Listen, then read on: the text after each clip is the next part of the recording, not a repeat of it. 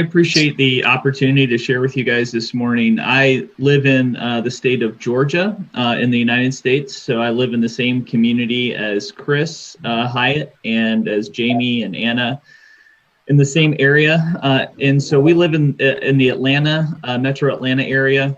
And I'm a pastor in the United Methodist Church and have been in my community for now 11 years. And came to be an associate pastor of a larger church in this community 11 years ago, and have had a variety of different experiences in my time here in the community.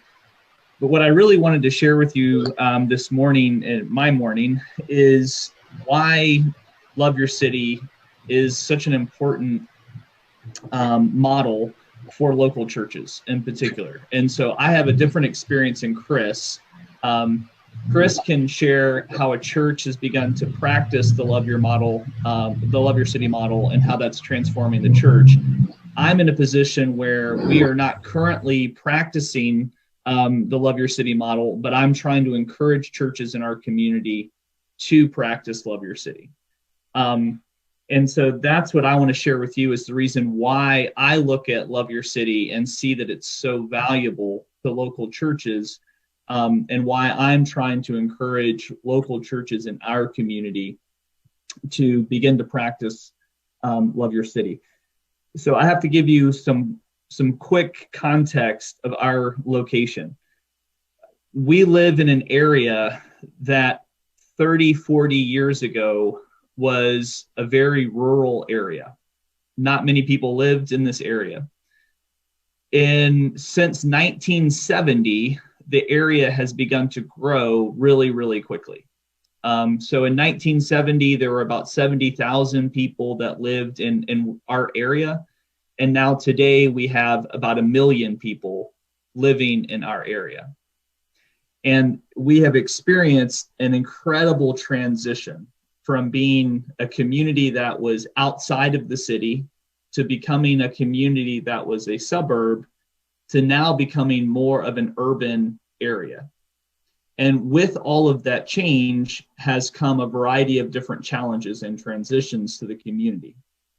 So our area is considered one of the most diverse areas in all of the United States. So 25% of people who live in our area were born outside of the United States. There is a high percentage of poverty in our particular area. And so in our city, the larger city of Atlanta, since 2005, poverty has been moving out into the suburbs. And the suburbs are not really equipped or have the tools and resources to deal with the transitions, especially with poverty moving into the community.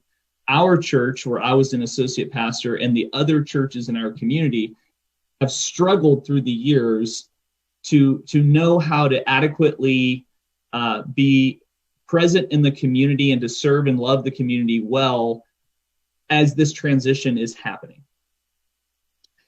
So for many years, the churches have struggled to try to figure out how do we engage a community that is very diverse and socioeconomically is becoming very diverse as well.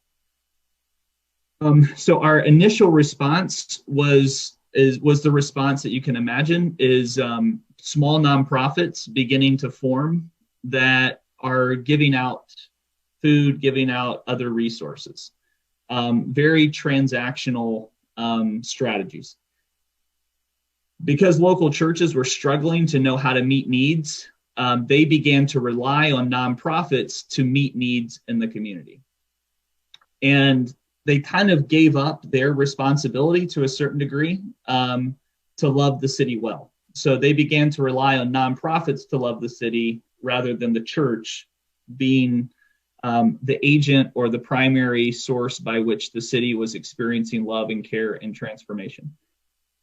So that has been probably 15 years of churches struggling to try to figure out how do they love the city well, and really relying on parachurch or nonprofits to kind of do what they should have been doing themselves.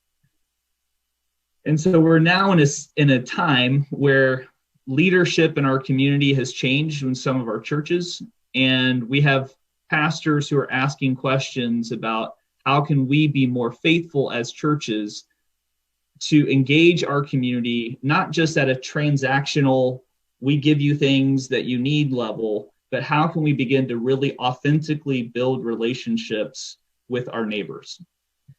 And so for churches in our community, they really don't know how to do that. As sad of a thing as that is to say, they really have lost the memory of how to love your neighbor. And so what they really need is someone or something to help them be able to move beyond just the giving and receiving of things to actually build meaningful relationships in the community. So in our community, we have at least 3 churches that are pretty significant, influential churches in our city.